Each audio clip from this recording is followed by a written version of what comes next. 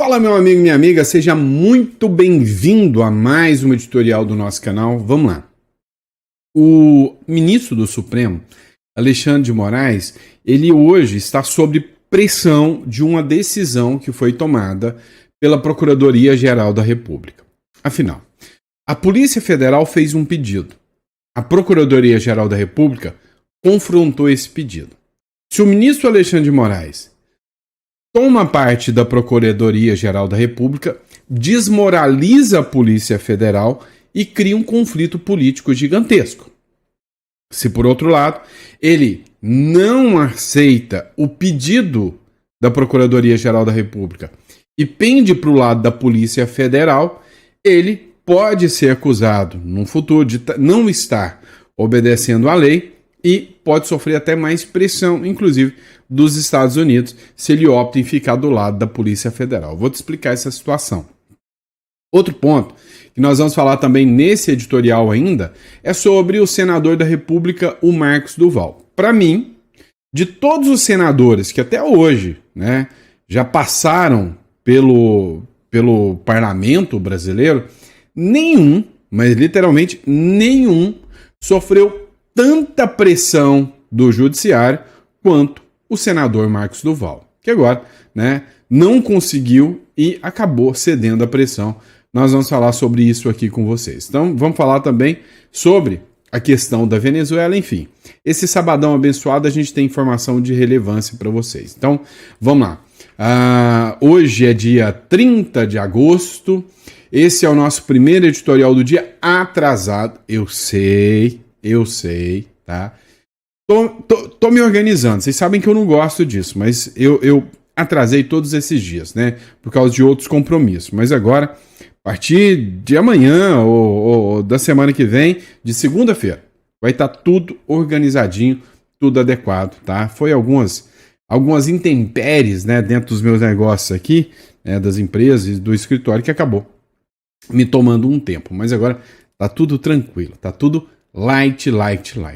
Não conseguimos tomar nossa cervejinha, comemorando a queda do Maduro, mas ainda acredito que irá acontecer, tá?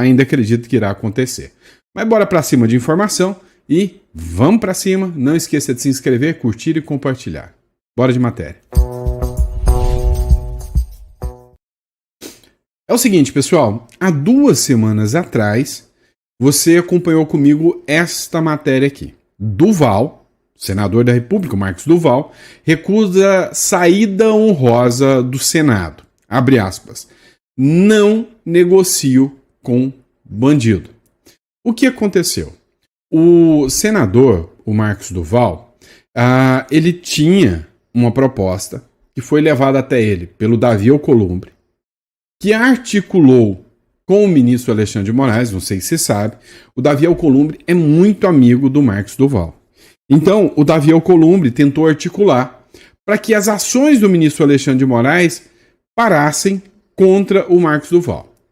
Só para você entender a situação do Marcos Duval, o Marcos Duval teve uma multa aplicada contra ele de 50 milhões de reais, o porquê, ninguém sabe a justificativa dessa multa.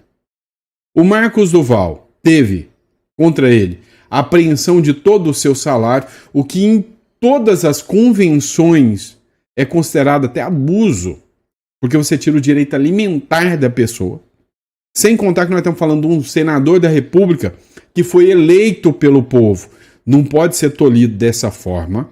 Assim, é um absurdo. E aí, sem contar que o Marcos Duval perdeu todo o seu mandato, verba de gabinete, ou seja, ele foi literalmente neutralizado. O Davi Alcolumbre falou o seguinte, olha, o que a gente entende é que o ministro Alexandre de Moraes sente-se incomodado pelo mandato do Marcos Duval. Então o Davi Alcolumbre teve até o Alexandre de Moraes, teve um diálogo, uma espécie de um acordo ali. Neste acordo, propôs o seguinte, olha, vamos suspender o seu mandato, você vai pedir para sair do Senado, você vai abandonar. E aí o ministro Alexandre de Moraes tira as restrições, você dá a linha, vai embora e fica por isso mesmo. O Marcos Duval falou, não, eu não vou negociar com bandido, eu não quero isso, eu não vou abrir mão do mandato de forma alguma. Até que hoje sai a publicação do Metrópolis, Marcos Duval pede licença do mandato no Senado.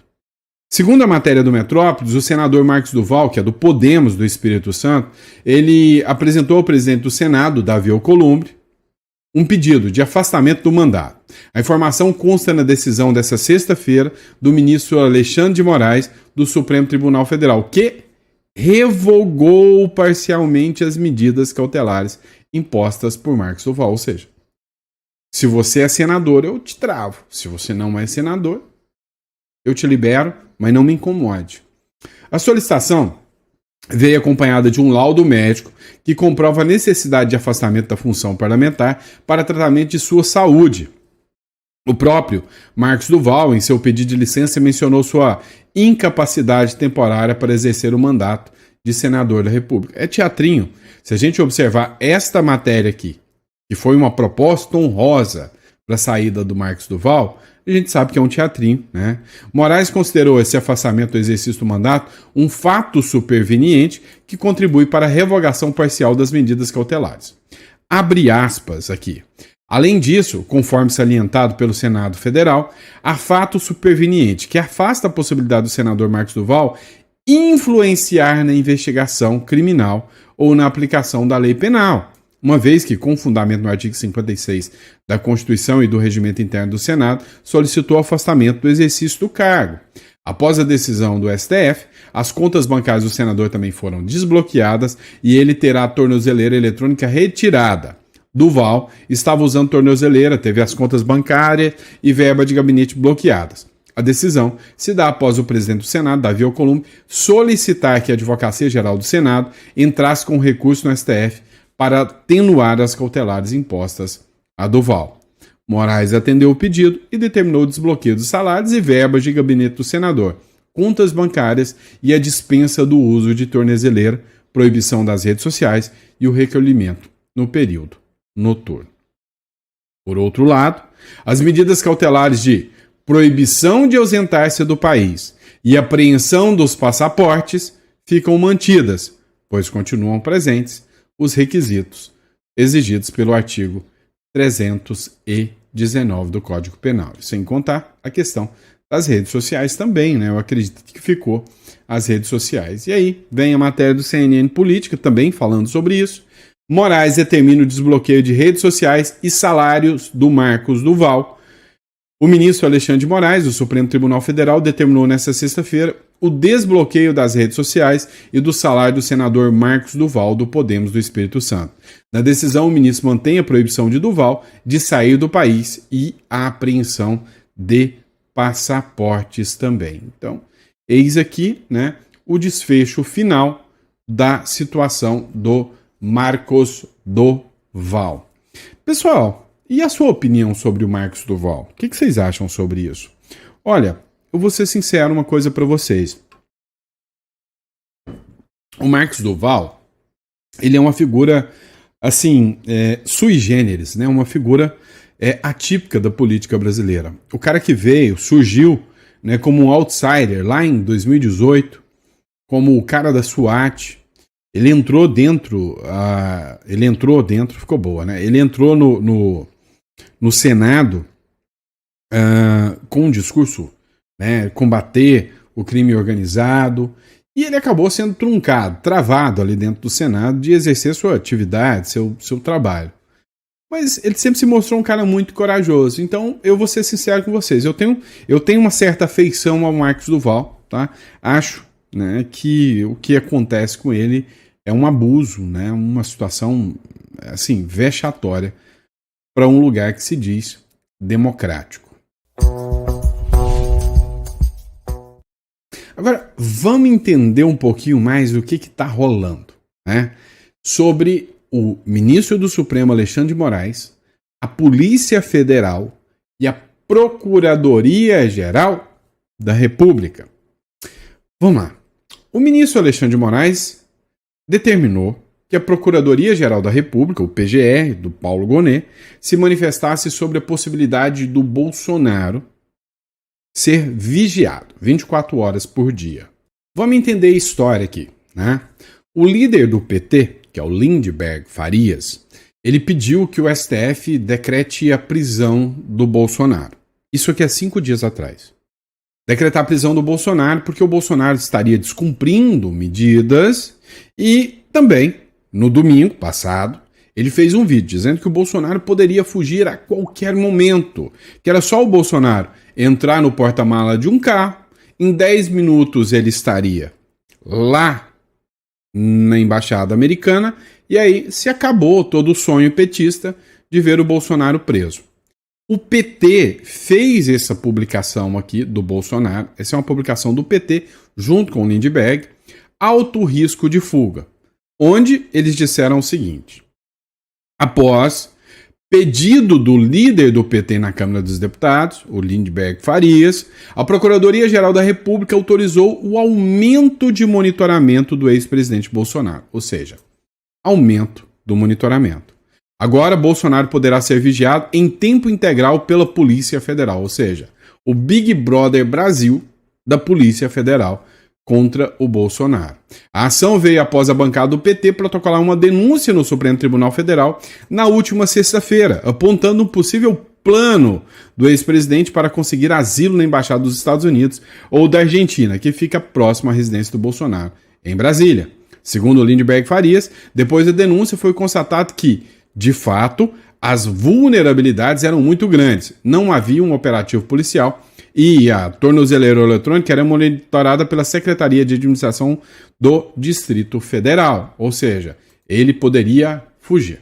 Então, a PGR, que é a Procuradoria-Geral da República, do Paulo Gonet, atendeu ao pedido do Lindbergh Farias, do PT, do opositor político do Bolsonaro, e deu, o parecer no sentido de que tinha que aumentar o policiamento. O ministro Alexandre de Moraes deu a ordem e hoje a casa do Bolsonaro está rodeada por policiais, um Big Brother da Polícia Federal. Só que a Polícia Federal não o suficiente, tudo isso, a própria Polícia Federal pediu para que os policiais ficassem dentro da casa do Bolsonaro. Imagina o Bolsonaro ali no banheiro, naquele momento, aquele momento ruim da vida da gente, e aí um policial do lado de fora, com a família lá dentro, dentro da casa, o policial. Pois é, a matéria da Gazeta do Povo, o pedido da PF por policiais na casa de Bolsonaro fere a privacidade e não tem qualquer base técnica. Olha, foi uníssono. Tanto juristas de direita, quanto juristas de verdade, eu não estou falando militante mequetrefe, não, estou falando jurista, quanto juristas de esquerda, sério, falaram, não, isso, aí até isso passou dos limites, espera aí que não dá para ser assim. Então, mandar, a Polícia Federal pediu que os policiais ficassem dentro da casa do Bolsonaro. Mandou o pedido para a Procuradoria-Geral da República, para o Moraes, que mandou para a Procuradoria-Geral da República e falou: Procuradoria, se manifeste. Pois é, a Procuradoria-Geral da República se manifestou. A PGR é contra a presença de agentes da PF dentro da casa de Bolsonaro. Ou seja, a Procuradoria-Geral da República, nem ela colocou a mão nessa cumbuca aqui, Macaco velho não põe a mão na cumbuca. Matéria do Tempo.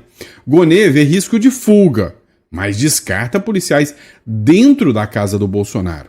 Nem os policiais, nem os casos de traficantes mais perigosos do Brasil, do mundo, tiveram uma violação de privacidade tão grande quanto essa de colocar policiais dentro da casa. A casa é asilo inviolável, isso aí está na Constituição.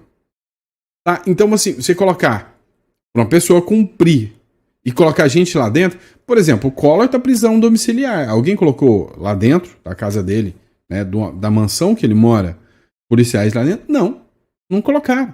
Então, sim, viola todos os preceitos da dignidade da pessoa humana. É simples, tá? E aí, vem a matéria da Folha de São Paulo para tentar argumentar, toda essa parafernália toda. A Polícia Federal tem uma justificativazinha, né? Qual é a justificativa da Polícia Federal? Ela teme que o Bolsonaro pule o muro do vizinho para fugir do condomínio. A Polícia Federal fez um estudo do condomínio de Jair Bolsonaro, com base em imagens aéreas feitas por drones, e concluiu que o ex-presidente pode pular com facilidade o muro de um vizinho e sair escondido dentro de um carro rumo à Embaixada dos Estados Unidos para pedir asilo, né? Então, por causa disso, desse risco aí, a Polícia Federal ainda insiste que o Bolsonaro deve ser monitorado de dentro de sua casa. Aí é que mora o perigo. Se o ministro Alexandre de Moraes acata o pedido da Polícia Federal e determina dentro da casa do Bolsonaro, escancara ainda mais para o mundo um pedido ilegal que viola a dignidade da pessoa humana, que viola todas as regras de direito. Não existe essa previsão legal dentro do direito brasileiro. E aí é óbvio que dá mais um motivo e um argumento para aplicações de sanções, como por exemplo a Lei Magnitsky contra ele, né? Ou seja, uma pressão ainda maior, vai criar uma ruptura ainda maior, sem contar, né, que escancara que é um processo persecutório sem a menor observância da lei. Porém, se o ministro Alexandre de Moraes quer pagar de bom moço e fala não, realmente vai violar a dignidade do Bolsonaro, eu não vou permitir que vocês fiquem lá dentro da casa. Ele se alinha com a Procuradoria-Geral da República, mas desmoraliza a PGE, a Polícia Federal, mostrando que realmente a Polícia Federal está numa ânsia tão grande de pegar o Bolsonaro que está fazendo pedidos ilegais para que isso aconteça. Então, essa decisão do Procurador-Geral da República, desalinhando, né, um pouquinho do regime, acabou por gerar um mega de um conflito interno dentro do próprio regime. E sua opinião? O que você acha que vai ser a decisão do Alexandre de Moraes agora?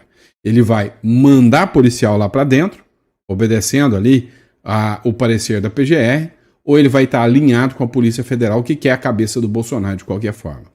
Eu acho, se isso for uma aposta, que ele vai para o lado da Polícia Federal e vai tacar a gente lá dentro da casa do Bolsonaro. Qual que é a sua opinião? Coloca aí no comentário. Vamos lá, pessoal. Ontem eu coloquei essa matéria aqui para vocês. Homem que tem dignidade não rasteja, diz Lula sobre ligar para o Donald Trump. Pois é, o Lula, ele sabe muito bem exatamente o que ele está fazendo. Tem gente que fala, nossa, mas o governo é incompetente para administrar a economia brasileira. Opa, pero no mucho, não pensa que é assim não, porque na verdade eles sabem exatamente onde eles estão pisando. O que eles querem é isso mesmo. Eles precisam de um argumento para justificar a economia destroçada que será entregue para a gente, no máximo em 2027. É só olhar qualquer economista sério que vai colocar esse posicionamento aí para vocês, né? Mas, entretanto, todavia, contudo, a gente precisa prestar atenção em alguns pontos importantes. Será mesmo que esse discurso do Lula de que eu não rastejo para ninguém, né? Eu não faço isso, eu não me imploro para ninguém, eu sou o Lula, o Todo-Poderoso, eu não vou implorar para ninguém, é verdadeiro? Dá uma olhada no que o Ivan Kleber falou aqui e o que a Sky News colocou sobre o Brasil. O Brasil implora para que empresas participem da COP30, diz matéria da Sky News. Ou seja, o Brasil está tão vergonhoso num evento que eles estão fazendo que ninguém quer participar disso aí. Dá uma olhada nessa matéria do Ivan Kleber aqui. O Brasil está implorando para que as empresas participem da COP30, é o que diz uma matéria da emissora Sky News no Reino Unido. Isso por conta de um certo afastamento, distanciamento das empresas das políticas ambientais e também de políticas do presidente americano Donald Trump. Contudo, a matéria diz o seguinte, abre aspas, mesmo antes de Trump assumir o cargo, empresas de tecnologia estavam abandonando discretamente metas climáticas para priorizar a inteligência artificial artificial, que consome muita energia. E mais, a matéria também diz que a COP30, a equipe da COP30, escreveu aos líderes empresariais pedindo que eles dessem um passo à frente, não para trás, e viajassem para Belém, apesar dos desafios logísticos do pano de fundo de incerteza sistêmica. Eu sou Ivan Kleber, falo diretamente de Londres, no Reino Unido, e hoje é sábado, dia 30 de agosto de 2025. Muito obrigado pela audiência. Pois é, vocês acham mesmo que adianta o Lula implorar, que adianta o Lula pedir para que as empresas vão? Não vão. O mercado não funciona assim. O mercado, né, ele observa o que é vantajoso, o que não é vantajoso, e aí depois ele toma a decisão. E aí cá entre nós. Apostar no governo Lula, eu entendo que não é uma medida. É nem um cadiquinho vantajosa. Vamos lá, pessoal. Ontem, o Eduardo Bolsonaro participou de uma entrevista no jornal Metrópolis, onde ele falou um pouco sobre sair do PL caso o Tarcísio venha a ser candidato em 2026. Dá uma olhada nesse trecho da matéria e eu volto para tecer alguns comentários com vocês. Deputado, o senhor já disse que pode sair do PL se o Tarcísio for para o PL para disputar a presidência da República. Se o senhor sair do PL, vai todo mundo da família junto ou só essa é uma posição pessoal do senhor? Essa foi uma nota que saiu na imprensa, né, fruto de um depoimento, né, uma fala do Paulo Figueiredo. De fato é algo que a gente pensa, porque da maneira que as coisas estão caminhando, existe um direcionamento para apagar a família Bolsonaro do cenário político. É o Bolsonaro preso, né, censurado, são os filhos sem poder concorrer, a continuar nessa batida, né, vou me colocar aí centenas de anos de cadeia para não poder retornar ao Brasil, e no máximo que a gente vai conseguir vai ser alguém da família virar senador ou deputado, mas totalmente fora do jogo. Por exemplo, o Tarcísio, se ele for eleito, né, fica difícil você ter uma participação nossa. Pergunto a você, qual é o secretário bolsonarista, né, que existe dentro do governo do Tarcísio? Não tem. Pessoal, acaba que o Eduardo Bolsonaro foi muito criticado pelos apoiadores do Tarcísio por causa dessa fala dele aqui no jornal Metrópolis, né? Ele disse o seguinte, olha, o pessoal está falando o seguinte, olha, o Eduardo Bolsonaro está num projeto de família. Por exemplo, mas qual seria o deputado bolsonarista? Qual seria, né, o secretário bolsonarista que o Tarcísio colocou? A gente precisa entender alguns pontos aqui. Do ponto de vista, isso aqui são das vozes da minha cabeça, tem credibilidade zero para você prestar atenção. Mas já que você não tem nada para fazer, me escuta aí se qualquer coisa você me xinga depois. Qual que é a minha visão? A minha visão é a seguinte. Literalmente, o Tarcísio, ele é uma figura que sim, tem uma certa sintonia com o ex-presidente Bolsonaro, sim, ele tem um certo alinhamento com o ex-presidente Bolsonaro, mas que o Tarcísio não é bolsonarista nem aqui, nem na China. Boa análise que eu coloquei, né? Bom comparativo. Nem aqui, nem na China. Ora bolas, o Tarcísio, literalmente, as políticas públicas que foram utilizadas pelo Tarcísio no estado de São Paulo são completamente diversas do ponto de vista que veio do bolsonarismo, do ponto de vista do discurso do bolsonarismo. Hoje o Tarcísio é altamente criticado em vários pontos pela ala bolsonarista, como por exemplo, a TV Cultura. Montou lá em São Paulo, né, uma estatal ali, onde manteve a escória, né, esquerdista ali dentro. Bancada com dinheiro público, pautas sensíveis aos conservadores bolsonaristas não são defendidas pelo Tarcísio com a veemência que se necessita. Agora, o Tarcísio também precisa estar ali pedindo o voto do bolsonarismo. Agora, uma coisa é certa. Encarar que o Tarcísio é uma figura bolsonarista é tapar o sol com a peneira. Não é verdade. Não é à toa que muita gente fala que é o candidato autorizado pelo sistema. Não é à toa que muita gente fala, não, o Tarcísio é o candidato que o sistema deixa. Por quê? Porque joga de acordo com algumas regras do sistema.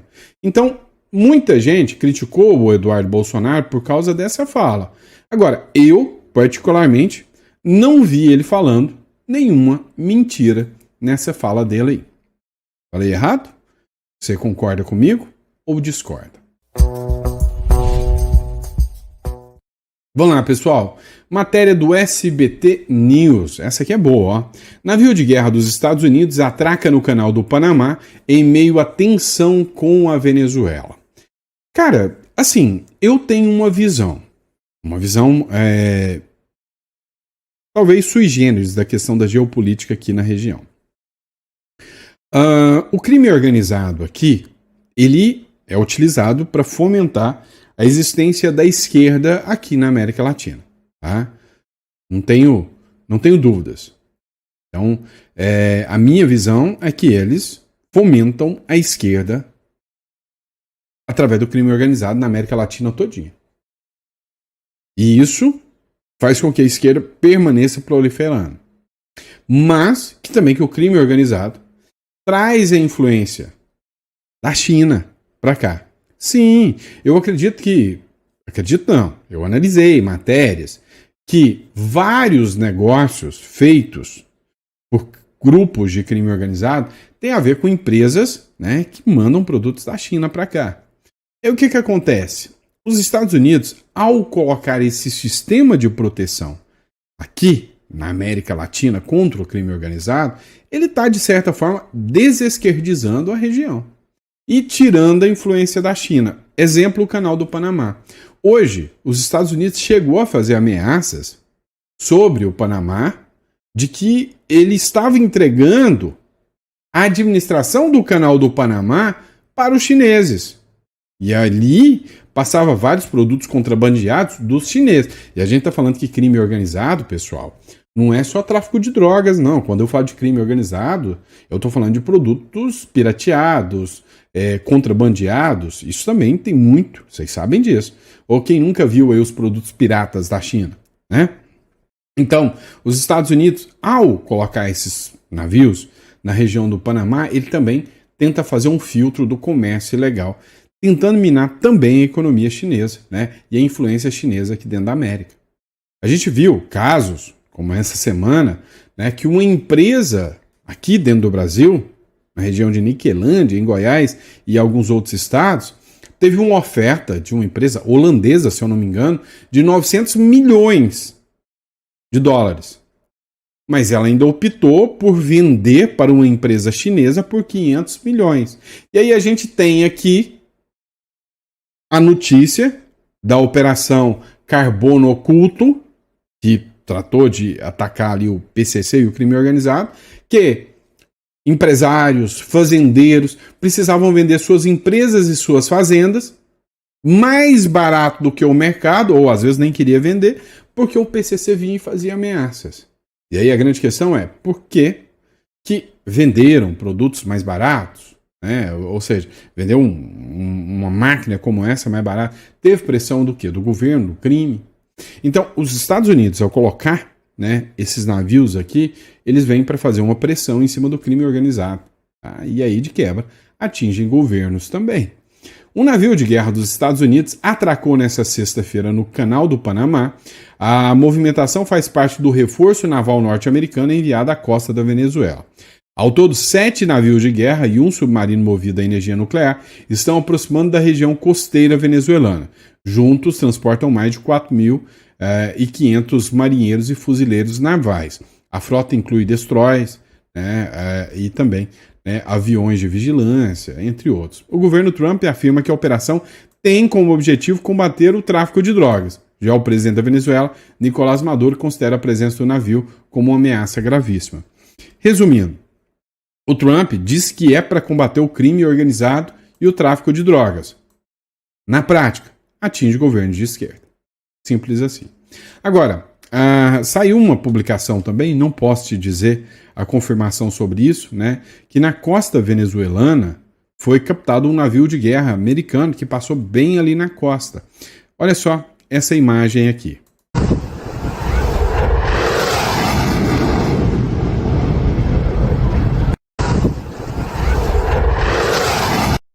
Ó, é a matéria diz o seguinte: avião militar dos Estados Unidos captado, né, numa praia venezuelana. Imagens que circulam como pólvora, né, ou seja, viralizaram nas redes, mostram o que seria um avião militar estadunidense em plena praia do território venezuelano. Testemunhas ficaram em choque ao ver a aeronave tão próximo da área civil. Alguns asseguram que uma manobra de advertência direta contra Maduro. Outros creem que é só o início de algo mais grande, né? Então, estamos acompanhando tudo isso que está acontecendo. Mas uma coisa é certa, é fato. Eles estão monitorando o crime organizado e governos como o de Maduro, talvez o do Petro, podem chegar junto. E aí o Ivan Kleber fez a última publicação aqui, ó.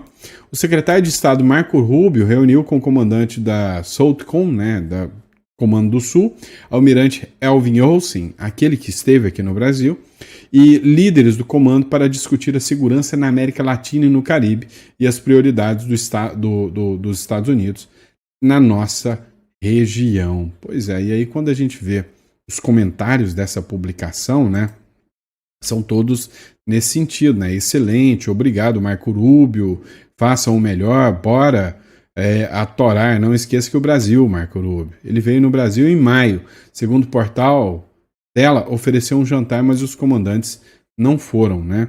Nunca brinque com um nome latino como esse aí, tanto na versão masculina, tanto na feminina. Pois é, não entendi o que ele quis dizer aqui não, mas a grande verdade é que sim, há um alerta total na região de quais seriam as medidas dos Estados Unidos a partir de então. Tá certo? Grande abraço, pessoal. Fiquem com Deus e até o próximo editorial. Obrigado pela confiança e eu volto daqui a pouquinho com mais um editorial para vocês.